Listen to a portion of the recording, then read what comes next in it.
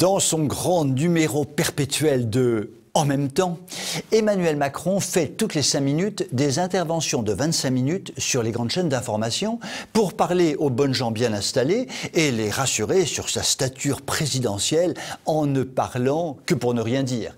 Et en même temps, il prend la parole sur des médias alternatifs, comprenez des trucs de gauche pour jeunes branchés. Il faut causer à tout le monde, n'est-ce pas? Et là, il ne parle pas pour ne rien dire, mais là, il aurait mieux fait de se taire. Macrocom s'est donc prêté à l'exercice d'un interview sur le média Internet qui répond du doux nom de Brut, qui la plupart du temps est un monument dans le genre bien-pensance de gauche à destination d'un public décérébré, croyant être libre et informé parce qu'il perd son temps sur les réseaux sociaux. Et là, attention à la casse. Imaginez le pire dans la surenchère des magots, eh bien, c'est pire que le pire du pire. L'une de ses trouvailles a été d'expliquer sur Brut qu'il fallait davantage honorer les étrangers dans l'espace public. Les étrangers? Tous les étrangers? Non, bien sûr, tous ne sont pas vraiment funky.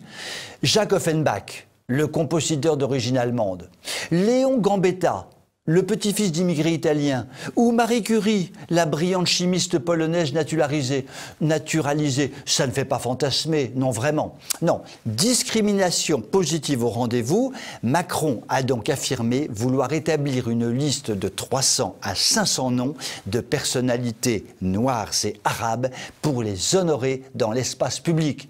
Mais oui, c'est toujours le même problème. Elles sont invisibles, ces belles personnalités noires et arabes. Et comme elles contribuent sans discussion possible à la grandeur de notre beau pays, il faut bien vite corriger cette injustice. Nul doute qu'un redoutable comité des Théodule a déjà dû être monté pour plancher sur la question. En attendant qu'il rende ses conclusions, je vois déjà le tableau, j'en ai fait un rêve. Montant dans ma voiture garée le long de l'avenue Mohamed Merah. Je remonte tranquillement jusqu'à la place des frères Kouachi et là je prends à gauche, évidemment je ne vais pas tourner à droite, c'est en sens interdit, pour finir par déboucher sur le boulevard Adama Traoré. Après avoir fait mes courses dans le centre commercial Amédi Koulibaly, je rentre bien tranquillement à mon domicile situé au 3 bis rue Théo Luaka. Quelle vision de rêve! Macron, c'est le président caméléon dans toute son horrible splendeur. Il change de couleur en fonction de son auditoire. Et sa performance chez Brut a donné lieu à l'un des plus pitoyables exercices de ramping électoral qu'on ait vu depuis longtemps. À plat ventre devant les banlieues, les gentils immigrés et la culture Jones, vent debout contre les flics et tous ces salopards de blancs. Non mais des fois.